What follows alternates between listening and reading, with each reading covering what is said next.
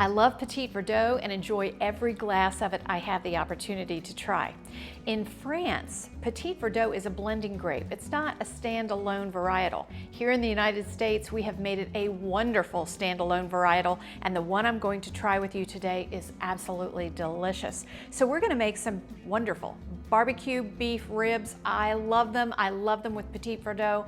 I love them with Cabernet Sauvignon. So I hope you'll enjoy these. So we have about 3.5 pounds of a bone out beef rib. Now if you have bone in, make it about 5.5 pounds for this recipe and you'll be fine, because remember that bone takes up a lot of weight. First thing we're going to do is make a rub. So I have some brown sugar here in a dish, and I'm just going to add this to a little plate because I want to make it easy to dip my ribs. So brown sugar, that will give us that sweetness, that little bit of nuttiness that we need in this barbecue. I'm going to add some salt and pepper, and then a little bit of smoked paprika, and that will give us that smoky, wonderful barbecue flavor. Because we're going to make these in the oven.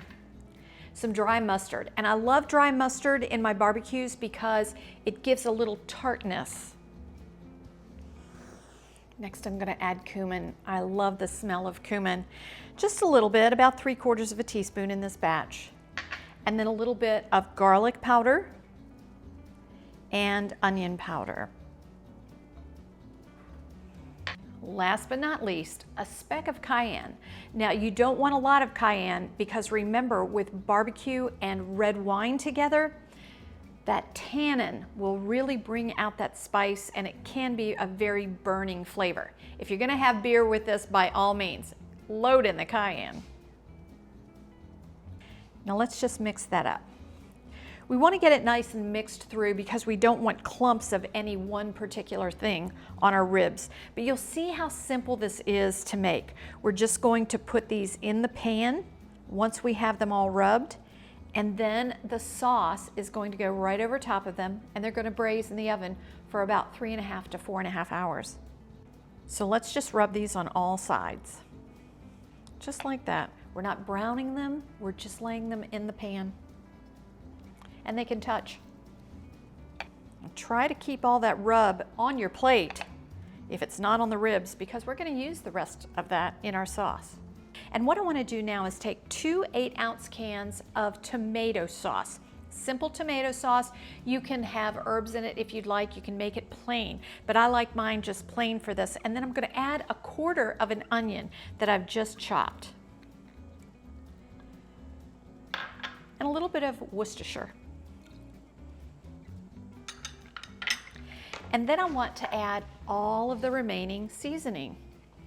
So it's so nice when you can add everything that you've just used, and it gives you all this wonderful flavor, because a lot of times we end up throwing those rubs away after we've rubbed our ribs. Now we want to add some water, about 1.5 to 2 cups will do it. And I usually try to use about 1.5 cups for my first round of braising, because I don't want to get too much liquid in the pan. Remember that your beef will also emit some liquid, some fat will come off of it. So if you put this all the way up to the top, you're going to have bubbling over in your stove. So I do about 1.5 cups, and then I add a little bit of water at about 2 to 2.5 hours in. Just pour this over the top. So I'll reserve this little bit of liquid, and I'm going to tint this with a little bit of aluminum foil, and then put it on the bottom rack of my oven for about 2 hours, and then I'll come back, kind of flip through those ribs, add a little extra water if I need it, and I'll be right back to plate up this delicious barbecued beef. Oh, this is so great. It smells so wonderful in here right now.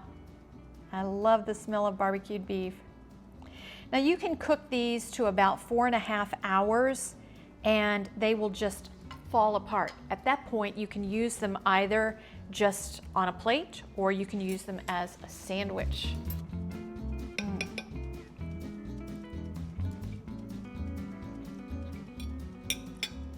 That's delicious. It absolutely fell apart around my teeth.